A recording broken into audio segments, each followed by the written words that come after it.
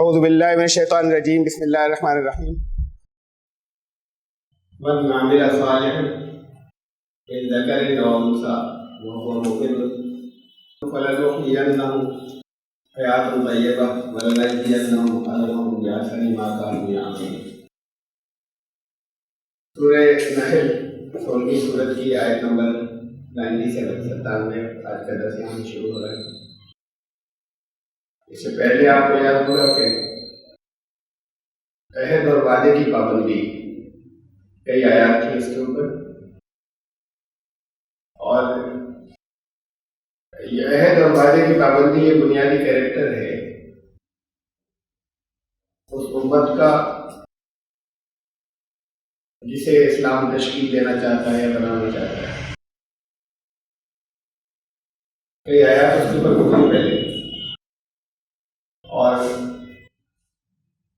یہ اسے پچھلی آیت ہے آج جہاں سے درس شروع ہو رہا ہے 96 کہ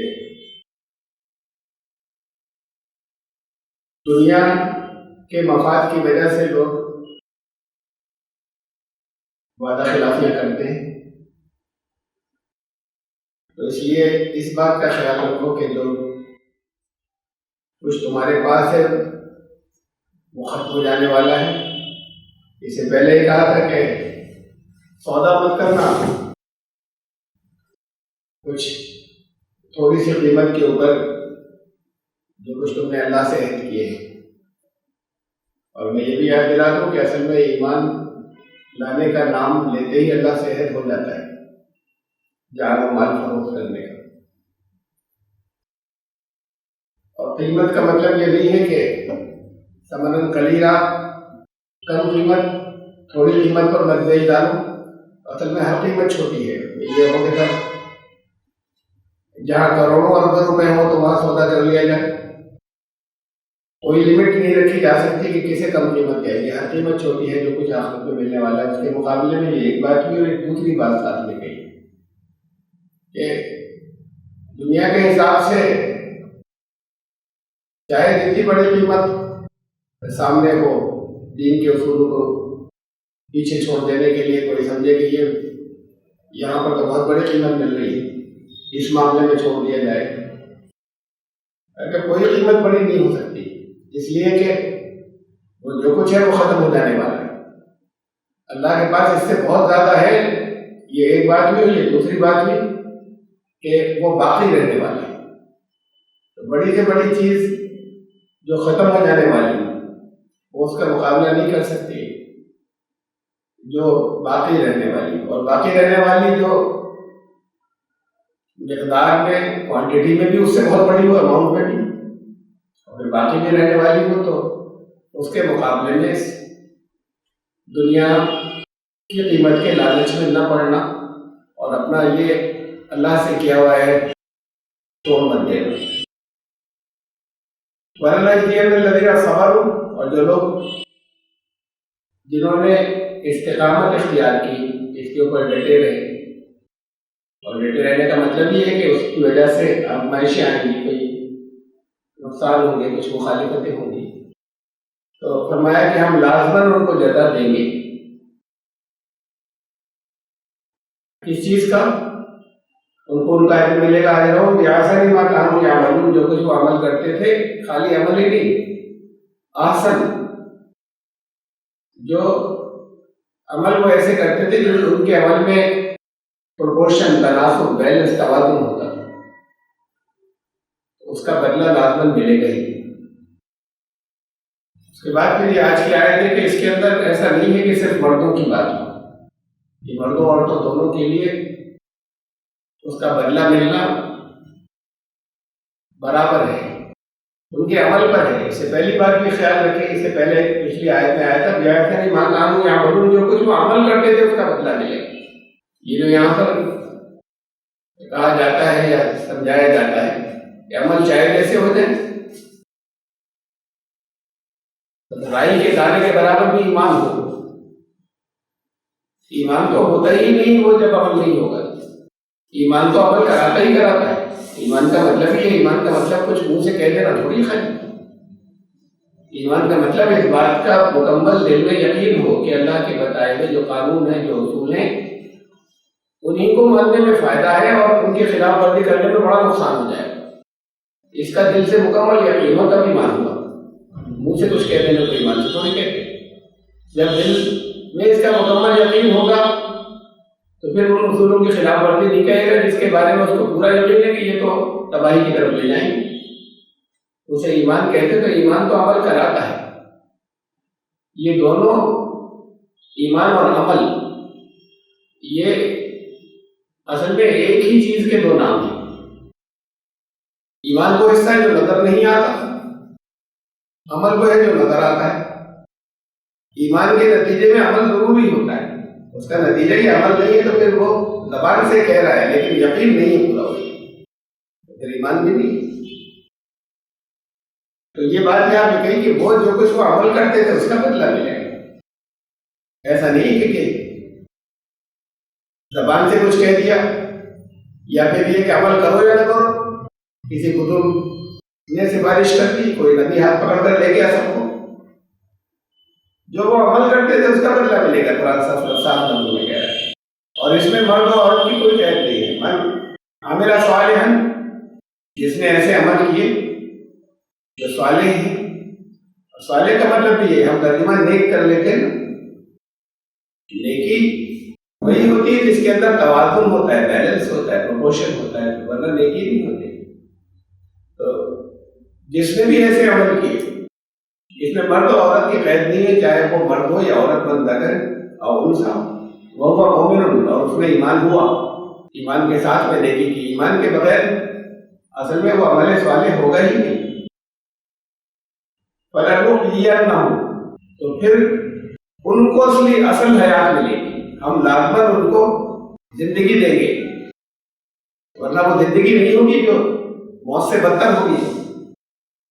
اس سے آگے جو کچھ وہ چلیں گے وہ حصہ ان کا موت سے بھی بدتر ہوگا۔ واقعی جسے زندگی کہا جا سکے وہ پھر ان کو دیں گے حیاتاً طیبہ، پاکیزہ حیات۔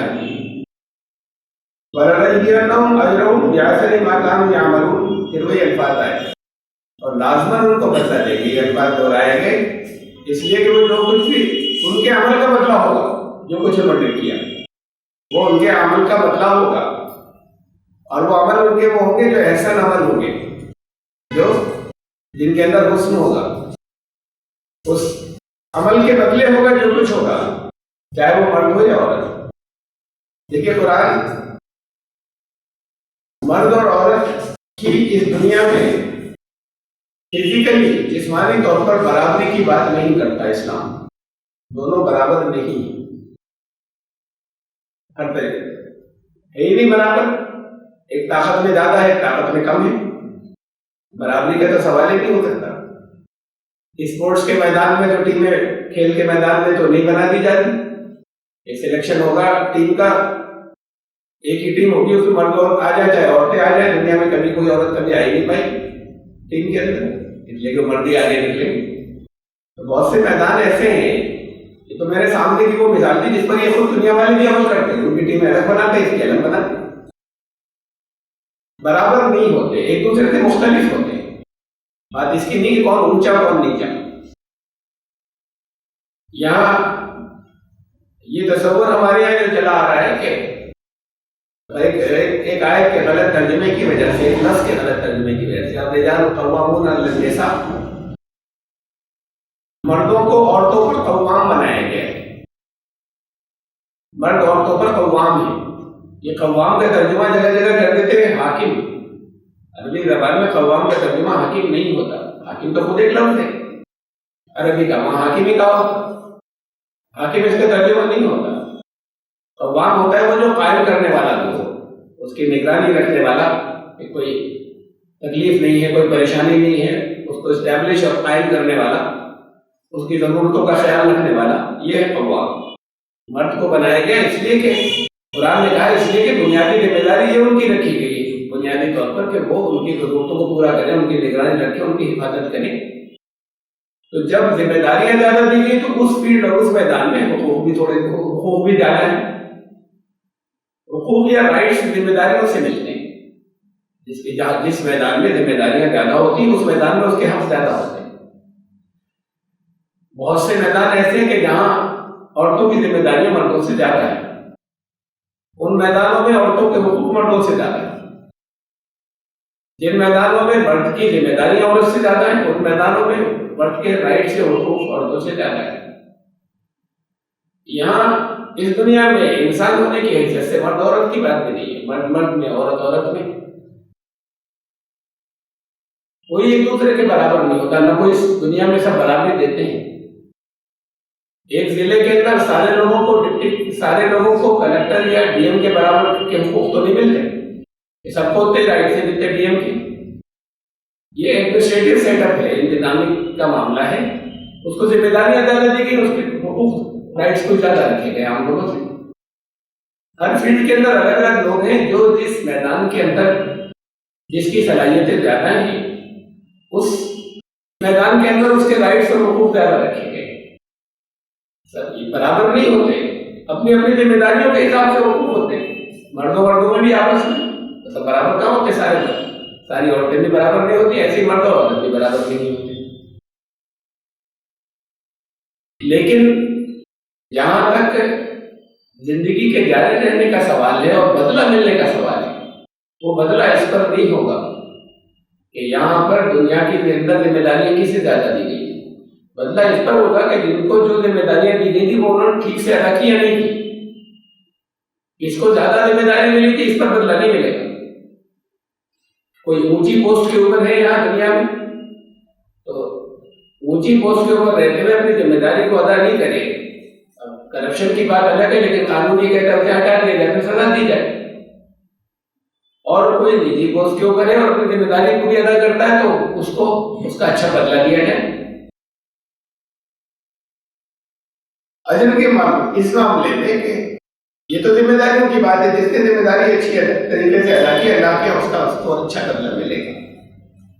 اور صحیح طریقے سے ادا کرنے کا مطلب جو صحیح توازن صحیح پہلے سے اس کے ساتھ یہ احسن عمل ہے، وہ چاہے مرد کرے چاہے عورتیں، اس معاملے میں وہ برابر ہے۔ ایسا نہیں کسی خاص میدان کے اندر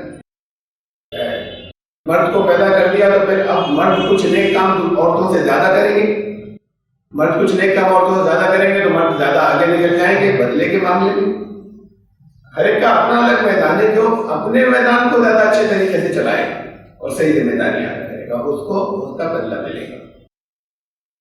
رسول اللہ صلی اللہ علیہ وسلم سے ایک مرتبہ ایک خاتون نے پوچھا کہ اللہ کے رسول، یہ مرد میدان جہاد میں جاتے ہیں، اللہ کے راستے میں جانے دینے کے لیے وہاں لڑتے ہیں، جانے بھی دیتے ہیں، اس میدان کے اندر اور پھر جو مارے جاتے ہیں شہید ہوتے ہیں ان کا بڑا اونچا درجہ ہوتا ہے۔ یہ جو ان کو ایک آگے اجر کمانے کا ان کے لیے ایک راستہ کھلا ہوا ہے وہ ہمارے لیے نہیں ہے۔ تو رسول اللہ صلی اللہ علیہ وسلم نے کہا کہ تم یہیں اسی گھر میں رہتے ہو، ان کا باہر نکلنا تم ممکن بنا دیں۔ عورتیں ہیں جو جن کی وجہ سے یہ ممکن ہوتا ہے کہ وہ جا سکیں، اگر گھر تباہ ہو جائے، گھر میں کچھ بھی نہ بچے تو وہ نہیں جا سکتے۔ ان ذمہ داریوں کو جو یہاں پر ہیں وہ تمہیں دیکھنا ہے، اس میدان کو سنبھالنا ہے، ان کا نکلنا تم ممکن بناتی ہو، انہیں تم ٹھیک سے ادا کرتی رہو تو تمہیں بھی اتنے اجر ملے گا جتنا انہیں وہاں پر مل رہا ہے، لیکن ان کی وجہ سے ممکن ہوا کہ وہ جا سکے۔ وہ لڑائی کا میدان کا جہاد تھا۔ یہ بھی جہاد ہے کہ اگر مرد نکلتے ہیں اللہ کے دین کے راستے میں کفر سے جہاد کرنے کے لیے، دین پھیلانے کے لیے، دین کی بات کرنے کے لیے وقت لگاتے ہیں، نکلتے ہیں، ان کا نکلنا ممکن بناتی ہے جو خواتین، دونوں ایک ساتھ نہیں نکل سکتے۔ یا عورتیں نکلیں گی تو پھر مرد سنبھالیں گے پیچھے کا فرنٹ، یا مرد نکلیں گے عورتیں سنبھالیں گی، اور کہیں کہیں تھوڑا تھوڑا سا حصہ تقسیم کر لیں گے اور بانٹ لیں گے، بعض جگہوں پہ عورتوں کی ضرورت ہوگی۔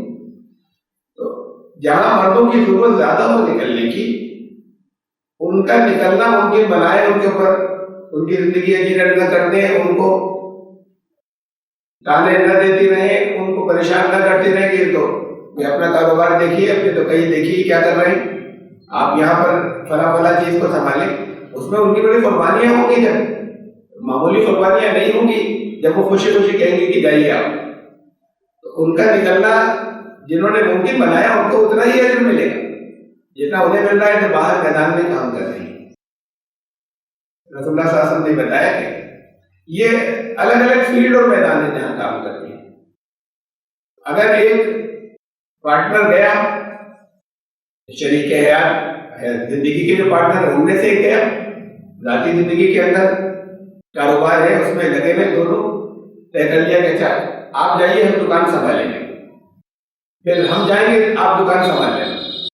تو جہاں ایک گیا دوسرے نے دوسرا فرنٹ سنبھالا، انہیں برابر کا جو ملے گا وہ بھی شریک ہے، انہوں نے نکلنا ممکن بنایا، ورنہ ممکن ہی نہیں ہوتا، تباہ ہو جاتا۔ تو وہ چاہے مرد ہو یا عورت، اس یقین کہ وہ مومن ہو، ان کے اندر مکمل اس بات کا یقین ہو کہ جو اصول بتایا گیا اگر اس کے خلاف کیا تو تباہ ہو جائیں گے۔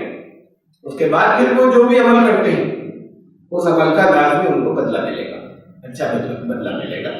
اور اس میں ایسا نہیں ہے، جینڈرز کی تقسیم نہیں ہے کہ مرد اور عورت کے، مرد کو زیادہ ملے گا عورت کو کم، یا عورت کو زیادہ ملے گا یا مرد کو کم۔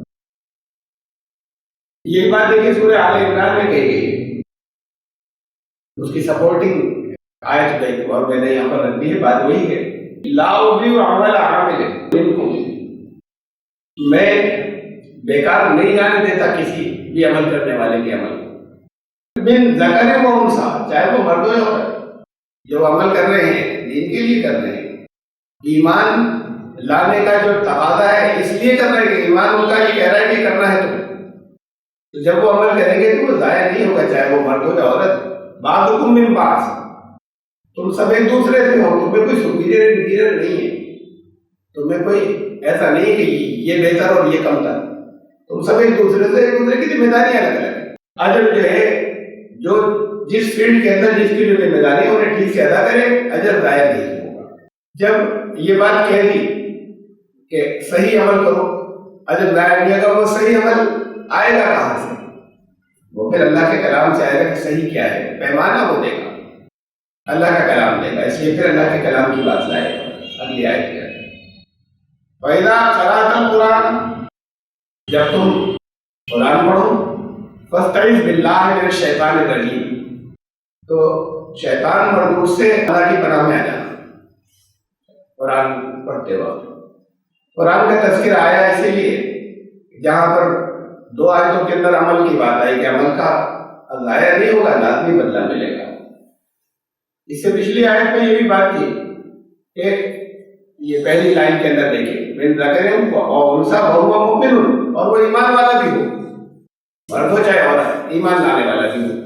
پھر یہ سوال اٹھتا ہے کہ مدر ٹیریسا، اب زندگی بھر انہوں نے غریبوں کی خدمت کی، لگی نہیں، بڑے اچھے عمل کیے، کسی کو کوئی دکھ نہیں پہنچایا، کسی کو تکلیف نہیں پہنچائی، کسی کا حق نہیں مارا، اپنی زندگی دوسروں کے لیے لگا دی، اور دنیا کے اندر یہ تو ایک نام مشہور ہو گیا۔ دنیا میں بہت سے ایسے لوگ ہیں جو غیر مسلموں میں کہ جن کے ہم جنہیں اچھے اخلاق و کردار جنہیں کہتے ہیں وہ ان کے ہیں، کسی کے ساتھ کوئی زیادتی نہیں کرتے، ہر ایک کے کام آتے ہیں۔ پھر اور جتنی چیزیں اچھے عمل کی کہلاتی ہیں ان پر عمل کرتے ہیں، جھوٹ نہیں بولتے، دھوکہ نہیں دیتے، چوری نہیں کرتے، وعدوں کی پابندی کرتے ہیں، یہ سب چیز سب کام کرتے ہیں، یہ سارے چیزیں ہیں جنہیں ہم اچھے عمل کہتے ہیں۔ تو ان کے اچھے عمل کے بدلے کے کیا پوزیشن ہوگی؟ یہاں کہتے ہیں نا ایمان والا ہو، یہ عمل جو ہے ایمان کے نتیجے میں ہو، اس لیے کہ یہ اپنے آپ میں کوئی عمل اچھا عمل نہیں ہوتا، اس بات کو سمجھیے، خود سے کوئی عمل اچھا نہیں ہوتا۔ جیسے ہم نے طے کر لیا، جیسے لوگ آج کہتے ہیں مانوتا کا دھرم، یہ سب دھرم کی کوئی بات نہیں، بہت سے لوگ کہنے لگے انسانیت کے دھرم کے مانتے ہیں۔ انسان کیا ہوتا ہے؟ انسان کو انسانیت انسان کی صفت ہوتی ہے، انسان کی کوالٹی، انسان کا ایٹریبیوٹ، انسان کے گنوں کو انسانیت کہتے ہیں۔ جس نے انسان کو پیدا کیا اسی نے اس کے اندر وہ صفت رکھی۔ جس نے پیدا کیا، ہم جو چیز بناتے ہیں، موبائل بنایا، موبائل بنانے والی کمپنی نے، اس نے اس کے اندر ایسے پردے لگائے کہ یہ کام کرے گا، اس میں یہ کوالٹی آ جائے گی، ایسے پردوں کو سیٹ کیا، تو اس کی جو کوالٹیز آئی وہ اس کے بنانے والے کی وجہ سے آئی، تو اس نے اس میں یہ رکھی تھی۔ انسان کو جس نے پیدا کیا اس نے رکھی اس کے اندر وہ صفات، وہ کوالٹیز اور وہ گن جو انسان کے ہونے چاہیے. تو گن تو اسی کے رکھے ہوئے ہیں. انسانیت خود کیسے طے کر لے گا انسان؟ انسانیت یہاں پر باقی دنیا کی جتنی مخلوقات ہیں ان کی صفات تو کلیئر ہے اور واضح ہے کہ کیا ہونی چاہیے، اس لیے کہ ان کے پاس کوئی اختیار چوائس نہیں ہے. لیکن جب ایک ایسی مخلوق پیدا کی انسان کہ جس کو چوائس دی، اختیار دیا ارادے کا، تو وہاں پر کلیئر نہیں ہوتا بہت سے معاملوں کے اندر کہ یہ اچھا کر رہا ہے یا برا کر رہا ہے، آگے نیت کیا ہے. جانور یہ آگے کی فیوچر پلاننگ نہیں کرتا کہ آگے نیت دوسروں کو نقصان پہنچانے کی نیت ہے، یا زیادہ سے زیادہ جانور پلاننگ اس بات کی کرتا ہے کہ جاڑوں میں ہم کیا کھائیں گے اسے اکٹھا کر لیں. کچھ جانور ایسا کرتے ہیں، چیونٹیاں ایسا کرتی ہیں، وہ بھی اللہ نے ان کے اندر رکھی. خود سے ایسا نہیں ہوتا کہ خود بیٹھ کر ڈیسائیڈ کریں کسی علاقے کی چیونٹیاں تو کر لیں اور کسی اور علاقے کی نہیں کرتی کہ بھئی یہاں کی زیادہ انٹیلیجنٹ نکلی، انہوں نے جاڑوں کے لیے جمع کر لیا. یہ بھی اللہ نے رکھی ان کے اندر کوالٹی کے، وہ اپنے آگے کے لیے جس وقت وہ اس قابل ہی نہیں بچتی کہ نکل کر وہ اپنے لیے محنت کر سکیں، اس وقت کا انتظام کر لیں. تو وہ سب کے اندر یہ صفت بھی اس نے رکھی. یہاں جو صفت رکھی وہ انسان کے اندر جو کوالٹیز رکھی، جب ارادے کا اختیار دے دیا تو ان کوالٹیز کا پتہ ہی نہیں چلے گا کہ اس کے آگے کی نیت کیا ہے، پلاننگ کیا چل رہی ہے. سامنے سے لوگوں کو اچھا لگ رہا ہے، پلاننگ چل رہی ہے تباہ کرنے کی. اس میں اس لیے یہ ساری چیزیں بھی ڈیفائن ہوں گی، یہ ساری چیزیں بھی طے ہوں گی اس کی طرف سے جس نے اس کے اندر کوالٹی رکھی. کب یہ چیز تمہاری، کب کون سی چیز اچھی مانی جائے گی، اس کی مرضی کے مطابق کام کرنا اچھا کام. بس یہ اچھا ہی جیسے اس نے بتایا، ورنہ بیلنس و توازن نہیں رہے گا. میں نے بہت مرتبہ مثال دی، اسی مثال کو میں پھر دوہرا رہا ہوں کہ اگر کسی نے پیسے دے کر کسی کو کام پر بھیجا اور وہ جا کر پیسے کسی غریب آدمی کو دے کر بھیجا تھا کہ یہ آپ کو 50,000 روپے دے رہے ہیں، یہ فلاں سامان خرید لائیے، یہ کام کر لائیے. اب وہ لوٹ کے آئے اور انہوں نے کہا بہت غریب لوگ دیکھے تھے انہیں دے آیا میں، تو پھر وہ اچھا کام نہیں ہوا. جتنی اللہ نے آپ کو گنجائش دی آپ کے پاس سے آپ اپنی مدد کراتے ہیں، ان کو آگے بتاتے کہ بھائی وہاں یہ حالات ہیں، آپ کیا کریں گے ان کے لیے. لیکن جب آپ کو ایک ذمہ داری دی تھی کہ یہ لے کر جائیے، تو اس وقت اچھا کام یہ تھا کہ وہ لائیے جو کہا اس کی مرضی کے بغیر، اس لیے کہ اس کے مالک آپ نہیں تھے. جو کچھ آپ کو دے کر بھیجا تھا آپ مالک ہی نہیں تھے، اپنی مرضی سے کیسے خرچ کر رہے ہیں، وہ اچھا کام ہی نہیں ہوا.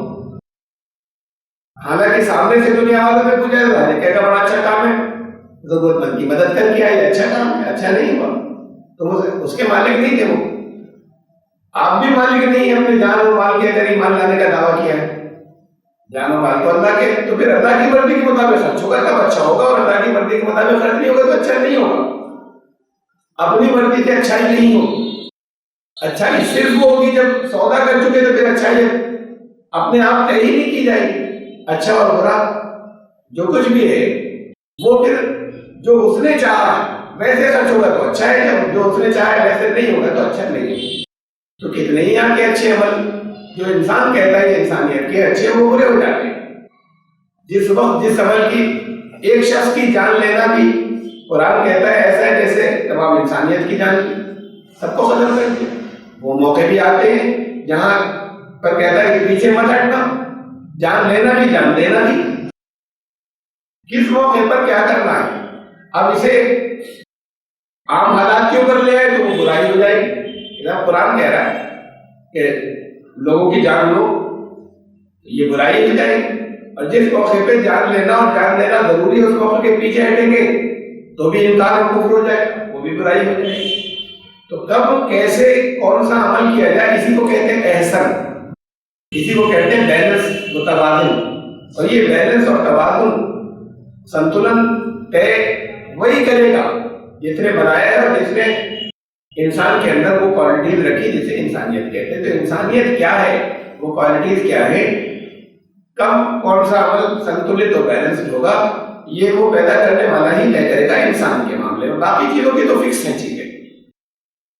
اب اس لیے پھر قرآن کی بات آ گئی کہ جب کہا کہ اچھے عمل دیں گے کہا پھر یہ اچھے عمل معلوم ہو گئے قرآن سے، اللہ کے کلام سے. جس نے پیدا کیا وہ ڈائریکٹ سے بات چیت کرنے نہیں آ رہا، اس نے بتا دیا، کلام آ گیا. اب اس کلام کی طرف آؤ تو کہا لیکن جب اس کو پڑھنے لگو اس کی قرأت کرنا فاستعذ باللہ من الشیطان الرجیم، شیطان کے خلاف ضرور اللہ کی پناہ طلب کر لینا، اللہ کی پناہ میں رہنا شیطان کے خلاف. اب اس کا سامنے سے تو یہی سمجھ میں آتا ہے کہ اعوذ باللہ من الشیطان الرجیم پڑھ لیں. قرآن پڑھتے ہیں تو اعوذ باللہ من الشیطان الرجیم پڑھتے ہیں، یہ تو پھر بس ہو گئی بات. قرآن پڑھا، قرآن جب پڑھنا شروع کیا تو اعوذ باللہ ضرور پڑھنا، یہ حکم آ گیا ہے. پڑھنا نہیں ہے خالی، ضرور پڑھنا، یہ بات اپنی جگہ پر ہے، لیکن خالی پڑھنا نہیں ہے، اس لیے کہ قرآن کو بھی خالی پڑھنا ہی نہیں تھا. پڑھنا کس کام کے لیے؟ پڑھنا تو اسی لیے تھا کہ یہ معلوم ہو کہ انسان کی کوالٹی کیا ہے، یہ معلوم ہو کہ اچھا عمل کیا ہے، یہ معلوم ہو کہ کس موقع پہ کون سا وہی عمل اچھا ہو جاتا ہے اور کس دوسرے موقع پہ وہی عمل برا ہو جاتا ہے. زندگی کیسے گزاری، یہاں ہمیں کیا مقصد کیا تھا، کیا کرنا ہے کیا نہیں کرنا ہے، یہ تفصیلات قرآن نے بتائی.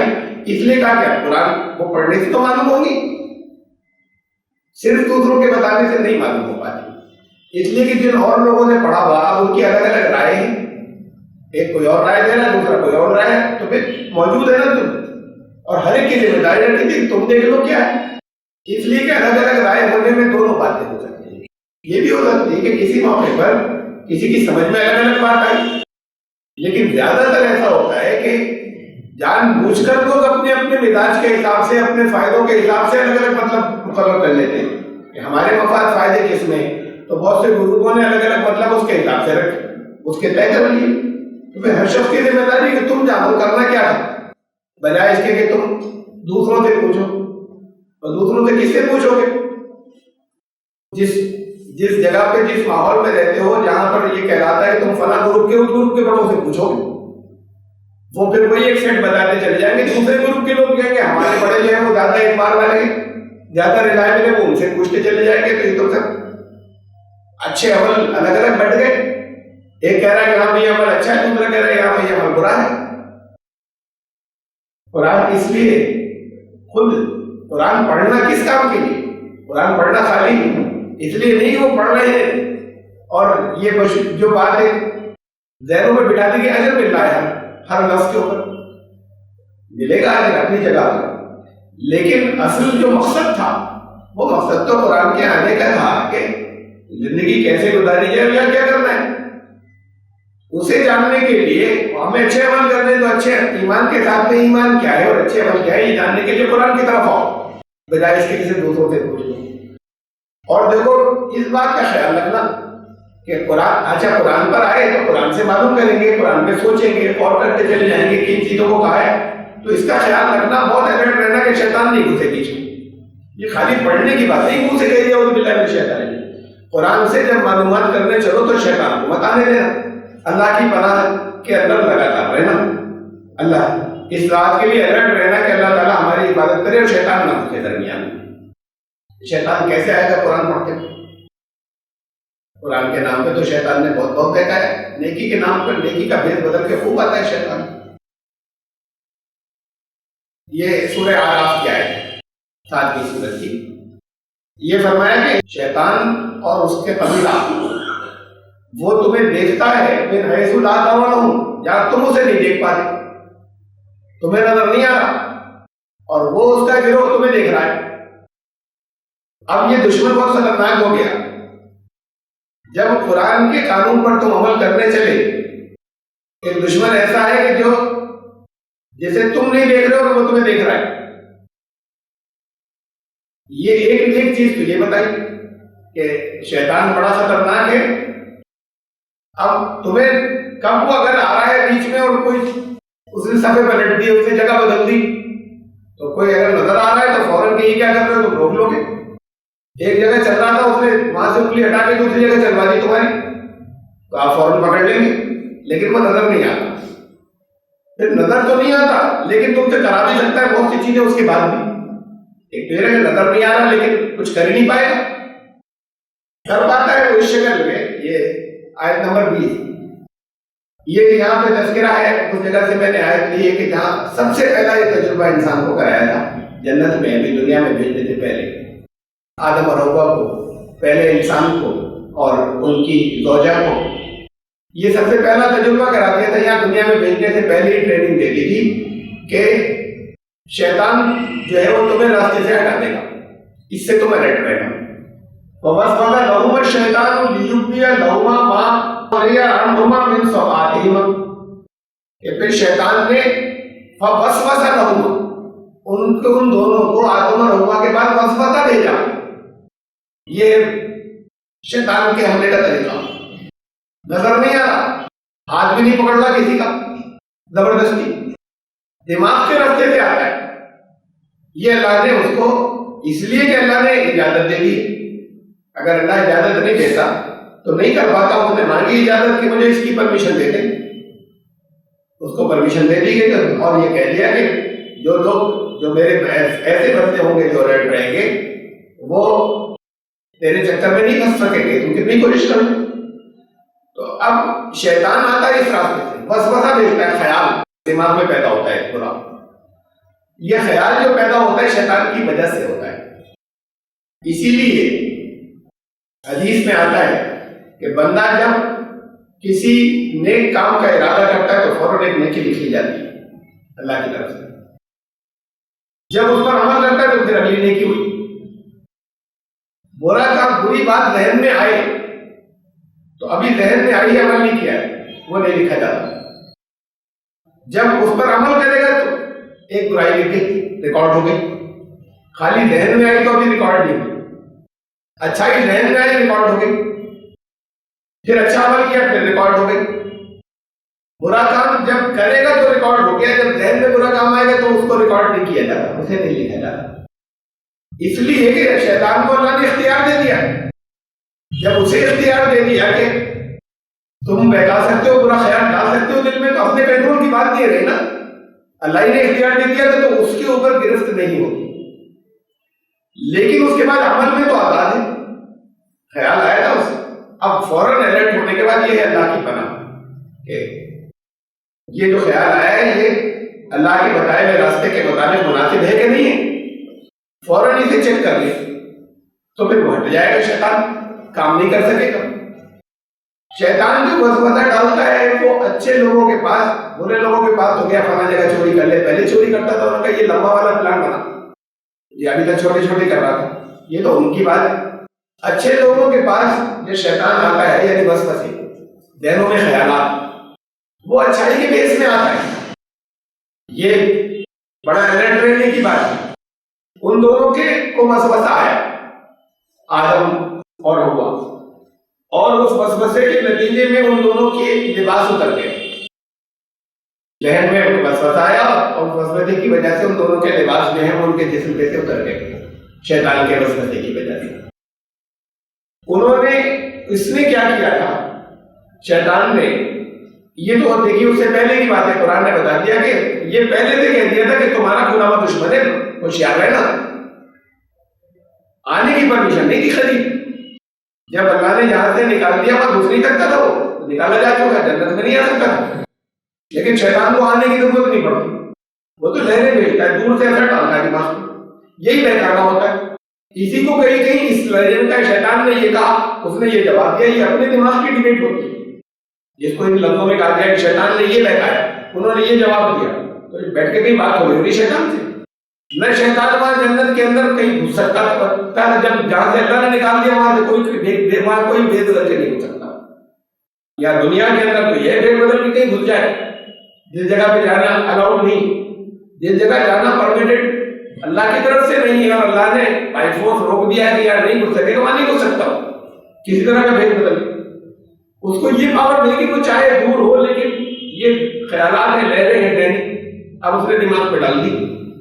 اسی کو تفصیلی زبان کے اندر یہ کہا کہ شیطان نے یہ کہا، انسان نے اس کو جھڑکا اور اس کے خلاف فوراً اللہ کی حفاظت میں آیا کہ اللہ نے تو یہ کہا فرمایا، اس کے موقع یہ سمجھ کر اپنے خیالات ہٹائے، جو کچھ سوچ کر بتایا وہ یہ ہے کہ پھر اس نے یہ جواب دیا، اس کو تفصیلی انداز میں کہا گیا۔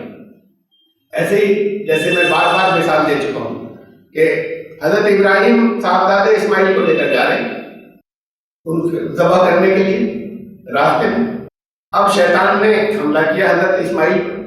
حملہ کیا کا مطلب ان سے کہا کہ بہکایا کہ یہ تو تمہاری بلی چڑھانے لے جا رہے. انہوں نے اس خیال کو, اب شیطان ایک ابھی بچے ہیں, پورے طریقے سے بالغ بھی نہیں ہیں, لگ بھگ 14 سال کی عمر ہے لگ بھگ اس وقت, اور ساتھ میں بہت بڑے نبی ہیں اللہ کے حضرت ابراہیم علیہ السلام, اتنے عظیم نبی کے جن کا نام لے کر آپ حضور صلی اللہ علیہ وسلم کی دعا کرتے ہیں اللہ ایسی برکتیں نازل کیجیے گا محمد صلی اللہ علیہ وسلم پہ جیسے ابراہیم پر کی, حضرت ابراہیم پر کی, اللہ ایسی نعمت نازل کیجیے گا جیسے ان پر نازل کی جن کا نام لے کر آپ لوگ دعا کرتے ہیں حضور صلی اللہ علیہ وسلم کے لیے, اس کے اندر درود شریف کے اندر. تو اتنے عظیم اتنے بڑے خلیل اللہ نبی ہیں صاحب. شیطان اسماعیل کو دیکھے گا, ان سے بات چیت بھی کرے گا, ان کو ان سے بڑکاتا ملے گا اور ان کو نظر نہیں آئیں گے. سب سے پہلے تو نبی کو نظر آئیں گے, بعد کو صاحبزادے کو نظر آئیں گے, وہ تو نبی نہیں یہ فوراً ہی اس کو بھگا دیں گے مار کے. اب یہ جو ساتھ چل رہے ہیں اور شیطان ان کو بہکا رہا ہے, یعنی ان سے بات چیت کر رہا ہے کہ تو بات چیت کا مطلب ان کے ذہن میں خیال آ رہے ہیں, شیطان کی وجہ سے آ رہے ہیں. یہ خیال کسی کو نہیں دیکھتے دوسروں کے, وہ حضرت ابراہیم کو بھی نظر نہیں آ رہے حضرت ابراہیم, اور اس خیال کو انہوں نے جھٹکا اللہ کی حفاظت میں آنے کے بعد. یہ تھا ان کا شیطان کو جواب دینا کہ دور مت دور, باپ بیٹے کو خود بلی دیتا. پھر اس کے بعد اور پھر اللہ خیال ڈالا کہ نبی ہے اللہ کے, بیٹے کی فکر نہیں کریں گے, ان کو حکم آ گیا ہوگا. تو یہ پھر بس آیا. اب یہ ایسا ہے اس کو یہ دیکھا کہ شیطان ان سے کہہ رہا ہے, پھر اس کا انہوں نے یہ جواب دیا کا مطلب اپنے ہی ذہن کے اندر کہ ارے اللہ کا حکم ہے تو مجھے خود ہی قربان ہو جانا چاہیے.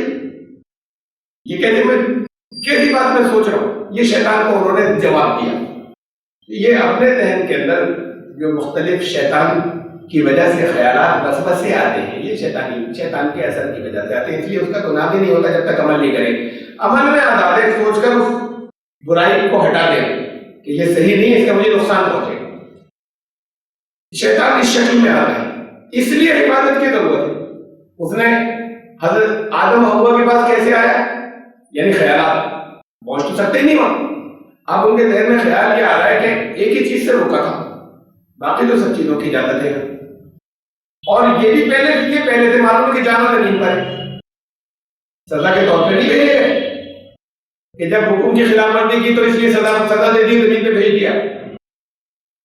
بلکہ پیدائش سے پہلے ہی اعلان کر دیا تھا انی جاعل فی الارض خلیفہ, فرشتوں نے کہا تھا زمین کے لیے مجھے بنانا ہے خلیفہ. یہ اعلان تو پہلے سے تھا, اس وقت کی ساری مخلوقات کو معلوم تھا کہ زمین میں جانا ہے. کسی مسئلے سے یہاں پہ روکا ہوا ہے, جانا زمین پر ہی. یہ تو پہلے سے آؤٹ ہے, پیدائش سے پہلے سے اعلان ہے. تو اب یہ بھی معلوم تھا انہیں بھی کہ میرا اصل ٹھکانہ ایک خاص مدت تک زمین میں ہے. اب ذہن میں یہ آ رہا ہے کہ باقی جتنی مخلوقات ہیں, یہ ساری مخلوقات جو یہاں پر رہتی ہیں, ان کو موت نہیں آتی, ان کو وہ آزمائشیں نہیں جھیلنی پڑتی, اور مجھے کرنی پڑے گی زمین کے اندر. مجھے زمین پر جانا ہے, یہ جگہ بڑی آرام دہ ہے, یہاں سے ہٹ کر جانا ہے, تو ضرور اس کی کنجی اس کے اندر ہوگی.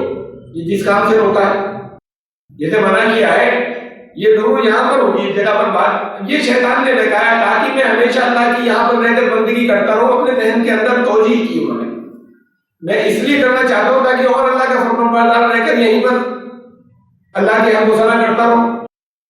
اور ان سے ہو گئی غلطی.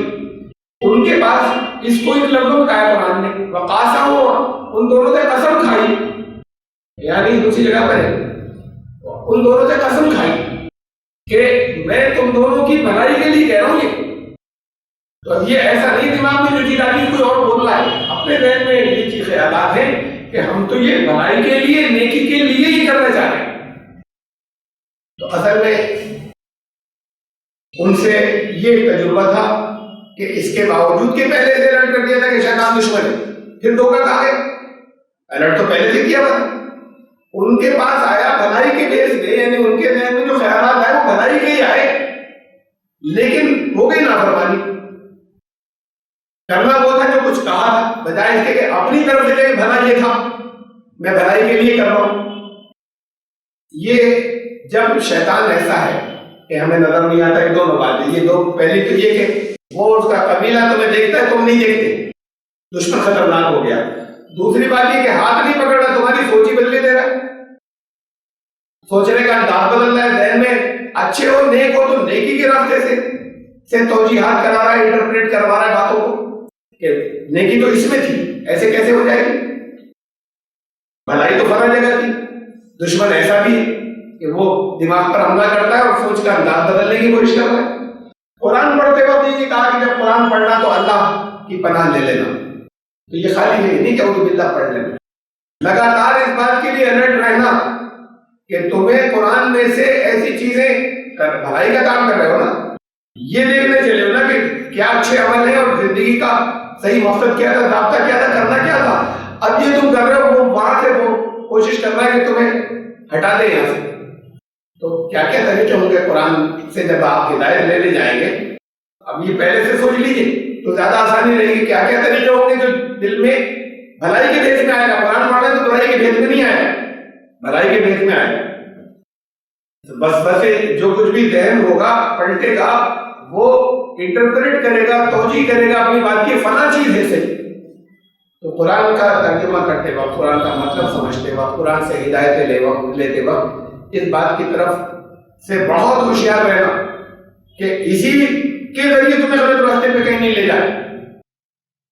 کیسے لے جا سکتا ہے؟ ہمارے سامنے بہت سی چیز، قرآن شریف ہی کی ایک آیت کو دوسرے آیت کے خلاف کر دے، ذہن میں ڈال دیا کہ یہاں تو مطلب یہ نکل رہا ہے، الرٹ رہنا کہ اللہ نے جو کچھ فرمایا مختلف جگہوں پہ ایک مسئلے کے اندر وہ ایک دوسرے اللہ کی طرف سے یہ باتیں شیطان کی ہوتی ہیں، جھوٹی آپس میں ٹکراتی ہیں، سچے کی کوئی بات برسات برس میں پوری زندگی میں آپس میں دو باتیں سچ کبھی ٹکراتا نہیں۔ تو اللہ کے کلام جو کچھ ہم کسی آیت کا مطلب سمجھے وہ اللہ کے کلام کسی اور جگہ سے ٹکرا نہ جائے، اپنے مفاد میں طے کر لیا۔ ایک لڑکی سے پسند آئی، ہمیں اچھی لگتی ہے، وہ ہے عیسائی یا یہودی، ہمیں اچھی لگ رہی، تو ہم نے کہا قرآن نے تو کہہ دیا کہ تم ان سے کر سکتے ہو نکاح، اجازت دے دی۔ اب یہ شیطان نے کہا ہے اجازت دے دی، بھئی دوسری جگہ پر یہ بھی تو کہا ہے اگر شرک کرتی ہو تو مت کرنا، اسے تم نے کیوں چھوڑ دیا؟ ہاں کر سکتے ہو نکاح، لیکن حضرت عیسیٰ کو اللہ کا بیٹا نہیں مانتی ہو، ایمان چاہے نہ لائی ہو لیکن ان کو اللہ کا نبی اور رسول مانتی ہو، شرک نہ کرتی ہو، تمہیں چاہے کتنی اچھی لگتی ہو، وہ یہ تو غیر مسلموں کے معاملے، اب مسلمان کے معاملے میں اور بھی زیادہ الرٹ ہونے کی بات ہو گئی۔ نکاح کرنا ہوگا پھر مسلمان، ارے عیسائی یہودی سے اجازت ہے، مسلمان سے تو ہر ایک سے اجازت ہے، زبان سے مسلمان کسی نے کہہ دیا، تمہیں پرکھنا ہے اس بات کو کہ شرک تو نہیں ہے کہیں، یہ جو کہہ دیا کہ وہ شرک سے مت کرنا، زندگی میں کسی جگہ شرک تو نہیں ہے، اور ہے تو پہلے بات چیت کر کے اس چیز کو ختم کروا دو کہ یہ چیزیں ٹھیک ہیں، ورنہ ہماری شریک حیات نہیں ہو سکتی، منع کیا گیا۔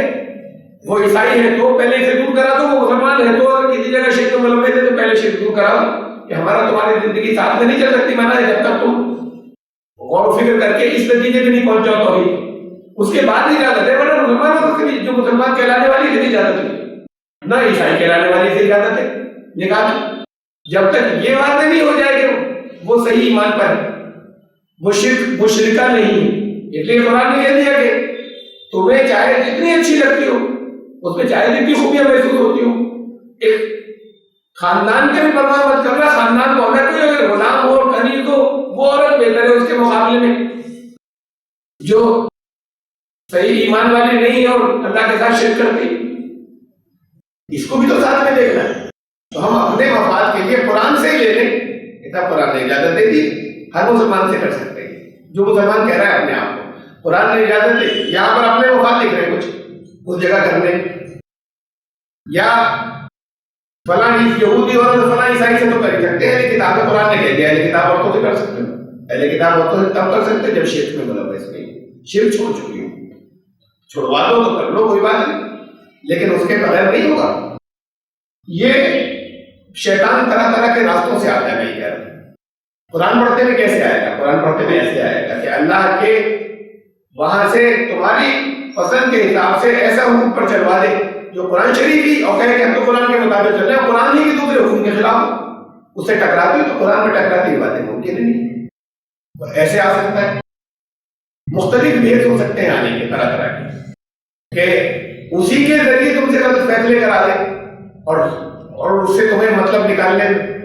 اب تم سے کہہ دے یہ بات تمہیں پڑھتے میں سمجھا دے، نہیں آتی، بہت اچھی عربی نہیں آتی سب کو، کیا کریں گے جب قرآن پڑھیں گے؟ ترجمہ رکھیں گے سامنے، خالی پڑھ نہیں رہے نا، اسے ہدایت لینی، ترجمہ رکھیں گے، پہلے کے لوگوں کی تفسیر رکھیں گے سامنے. اب وہاں پر تفسیر میں آ گئی ایسی ایسی چیزیں کہ بھئی یہ تو بہت بڑے بڑے لوگوں کی لکھی ہوئی ہیں، اور کہیں بھی ہیں کہ حضرت داؤد علیہ السلام نعوذ باللہ اللہ کے نبی تھے، لیکن اپنے محل کی چھت پہ سے ایک عورت کو انہوں نے برہنہ نہاتے ہوئے دیکھا، اس پر دل آ گیا استغفر اللہ، اور پھر انہوں نے یہ کوشش کی کہ کسی طریقے سے اس کو اپنے داخل کر دیں ازواج کے اندر، بیویوں کے اندر. تو اب یہ چیزیں آپ کو تفسیر میں مل جائیں گی.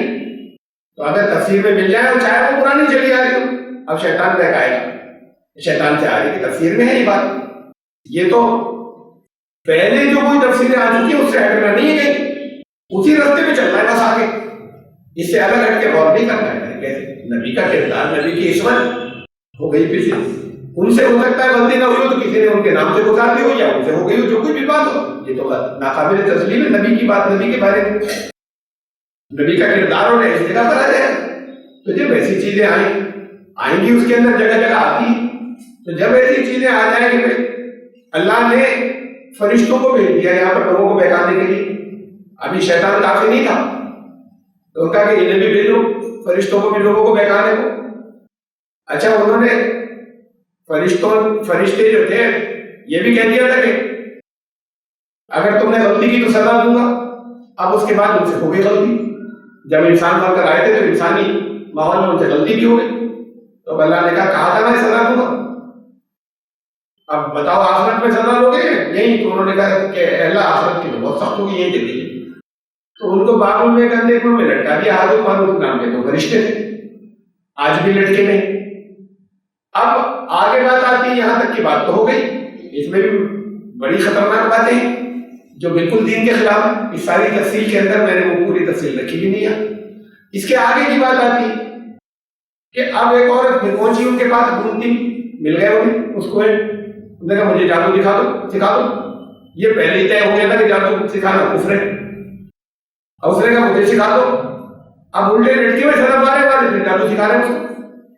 جب اللہ جس سے معافی مانگ لی، غلطی ہو گئی، اللہ ہم سزا بھگتنے کو تیار ہیں اور اللہ نے سزا میں رکھا ہوا ہے لڑکے میں، تو وہ الٹے لڑکے میں بھی اسے جادو سکھا رہے ہیں، یعنی وہاں سے بھی بات نہیں آ رہی سزا کے بیچ میں بھی. یہ کیسی بات ہے؟ یہ اگر ہمیں ملے گی تفسیروں کے اندر لکھی ہوئی ہمیں مانی، اس کے لیے ہمیں یہ دیکھنا پڑے گا یہ تو فلاں بہت بڑے تھے انہوں نے لکھی تھی. شیطان طرح طرح سے آئے گا، مختلف انداز میں آئے گا. یہ بھی اس قرآن سے ہدایت لیتے وقت شیطان کے ہتھیلی جیسے آئے گا کہ دیکھو تم اپنے سمجھ مت لگانا، ارے قرآن کو پڑھو، دیکھو آگے جا کے قرآن کہہ رہا ہے سمجھ لگانا، جگہ ایک جگہ تھوڑی 50 سے زیادہ جگہوں پہ کہہ رہا ہے کہ سمجھ لگانا، اپنے عقل کا اپنے عقل کو چھوڑ مت دینا کہاں، اس کو سمجھتے وقت نہیں لگاؤ گے تو ایسے گمراہ ہو جاؤ گے، کیونکہ جو پہلے لوگ کہتے تھے اس سے ذرا سے بھی مت ہٹنا. اب اس میں اگر یہ باتیں آ رہی ہیں تو نہیں تسلیم کی جائے گی. بہت قیمتی سرمایہ جو ان سے ملا اس کو لے کر چلو آگے، لیکن تمہیں جب اس پہ غور کرتے وقت اسے دیکھو کہ قرآن شریف نے دوسری جگہوں پہ انبیاء کے بارے میں کیا کہا کہ صالحین تھے، کیا کہا کہ یہ سب اللہ کی نگرانی کے اندر تھے، تو پھر ہم نہیں مانیں گے اس کے خلاف کوئی بات جاری ہوگی، ایسی چیز نہیں تسلیم کریں گے. وہاں پہ دیکھیں گے کہ کیا کہا گیا ہے، بات کچھ اور ہوگی یا نہیں ہوگی. طرح طرح سے قرآن کے درمیان میں آئے گا. یہ جب قرآن سے جب زندگی کے اصول لینے چلو تو پھر اللہ کی پناہ طلب کر لینا. اللہ کی پناہ کہاں سے ملے گی؟ اللہ کی پناہ بھی قرآن سے ملے گی. اس میں طریقے بتائے ہیں قرآن شریف کے میں باقی جو حصے ہیں یہ کہیں ایسا نہ ہو کہ اس کے خلاف تم بیٹھے چلے جاؤ اپنے مطلب کے لیے، یا چاہے اپنے مطلب کے لیے، چاہے اپنی عقل تم نے بن کر رکھی اس وجہ سے، اور چاہے بعض اپنے خواہشات کی وجہ سے. تو اللہ کی حفاظت کے اندر رہنا، الرٹ رہنا، اور یہ دیکھ لینا کہ اللہ نے جو کچھ کہا ہے اس کی الٹی کی خلاف ورزی تو ہی نہیں جائے گی قرآن کے نام پہ کرنے شروع کرنے خلاف ورزی، وہ دھتکارا ہوا مربوط اس کی پناہ لے لینا جب قرآن کا تم کر انہو لیسا لہو سلطان علی الذین آمنوا، اس کا زور ایمان والوں پہ نہیں چلے گا۔ پھر وہی بات، ایمان والے کون؟ وہی جنہوں نے کہہ دیا ہم نے کلمہ پڑھا تھا لا الہ الا اللہ۔ ایمان لانے والے وہ لوگ جو لگاتار ان کا اس بات کا ان کو پورا یقین ہے کہ جو کچھ اللہ نے فرمایا ہے اس کے خلاف کریں گے تو یقیناً تباہ ہو جائیں گے۔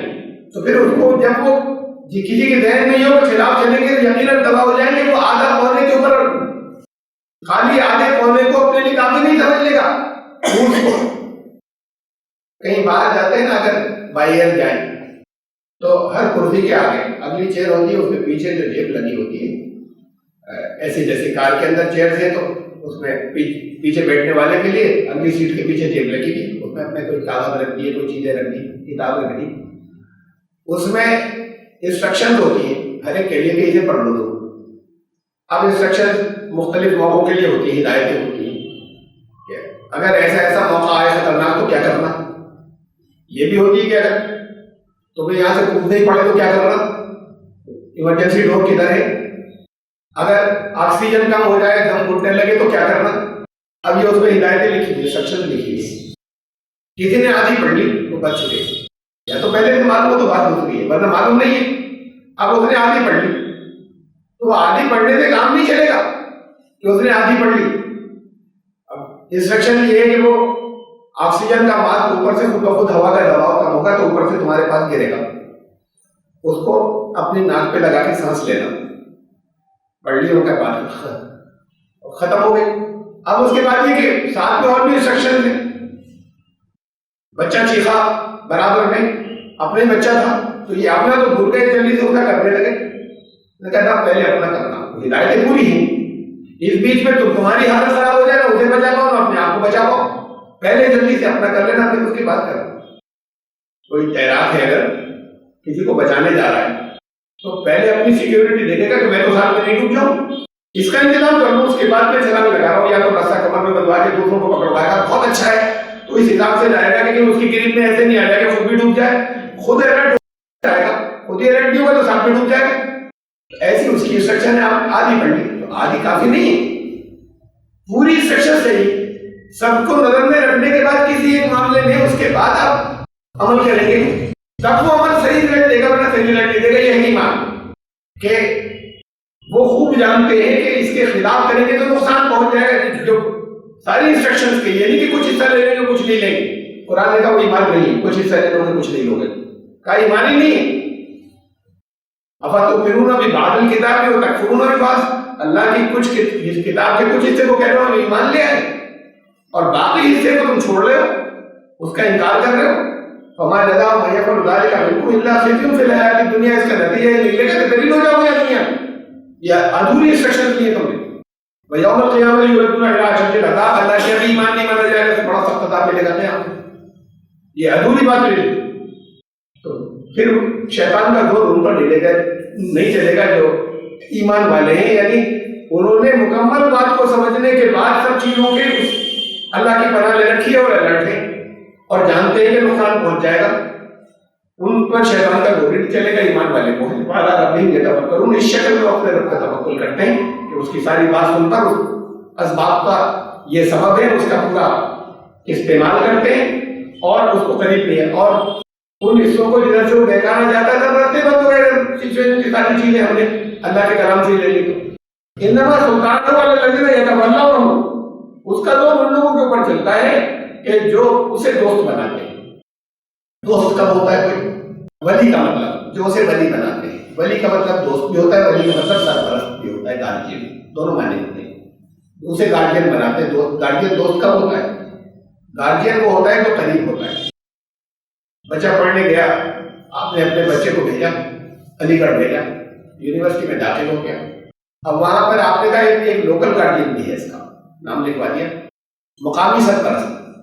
تو اصلی سرپرست تو آپ ہے، لیکن آپ ہر وقت اس کی ضرورتیں وہاں نہیں پوری کر پا رہے، ایک سرپرست مقامی ہو گیا، لوکل گارجین قریب ہے تو زیادہ نگرانی کر سکتا ہے، زیادہ خیال رکھ سکتا ہے، تو سرپرست وہ ہوتا ہے جو قریب ہوتا ہے، قریب ہی نہیں دور ہے تو سرپرست کیسا؟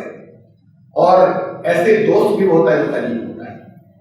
کچھ دنوں کے لیے کہیں باہر گیا ہوا ہے تو الگ بات ہے، لیکن اصل میں تو قربت سے ہی دوستی آئی ہے قریب ہونے سے. اگر قریب کبھی رہتے نہیں تو دوستی ہی نہیں ہوتی. تو وہ شیطان کو دوست نہ بنا لے یا شیطان کو سرپرست نہ بنا لے کا مطلب اس کو قریب بتا دیتے اپنے پاس بتا دینا. یہ لوگ جو ہیں اس کا زور ان پر چلتا ہے تو اسے قریب آنے دیتے. قریب آنے سے دوستی بھی ہوتی، سرپرستی بھی ہوتی. جہاں یہ ہے کہ اب اس کی دوستی سرپرستی تو ہے یہ کہ الجھا دیا دماغ کو، تو اس کو قریب ہی بتانے دینا، اپنے پاس ہی بتانے دینا. ان پر ان کا زور نہیں چلتا. پاس کون نہیں آنے دے گا؟ وہ جو اللہ کی پناہ میں ہوگا. اللہ کی پناہ کیسے ہوگی؟ ایسے ہوگی کہ اللہ نے جو کچھ بھیجا ہے لگاتار اس سب کو جاننے اور سب کو جاننے کی کوشش کرے اور سب اس کو الرٹ رہے. جو ٹکڑا اس کے اندر سے آؤٹ آف کنٹیکسٹ کسی اور جگہ سے ٹکراتا ہوئی شکل کر نکال لے، یا پرانے لوگوں کا کہا یا کہیں کچھ سازشوں کو گھسایا اور اس کو نکال کر کہیں نہ سمجھ لے. یہ ایسا ہے شیطان آ گیا کبھی. تو شیطان کو بھی جو نہیں آنے دیں گے اپنے قریب، ان کے اوپر دور اس کا نہیں جائے گا. والذین هم به مشرکون، اور وہ لوگ جو اس کے ساتھ شرک کرتے ہیں، وہ لوگ جو ہے شیطان کا دور ان پر چلتا ہے.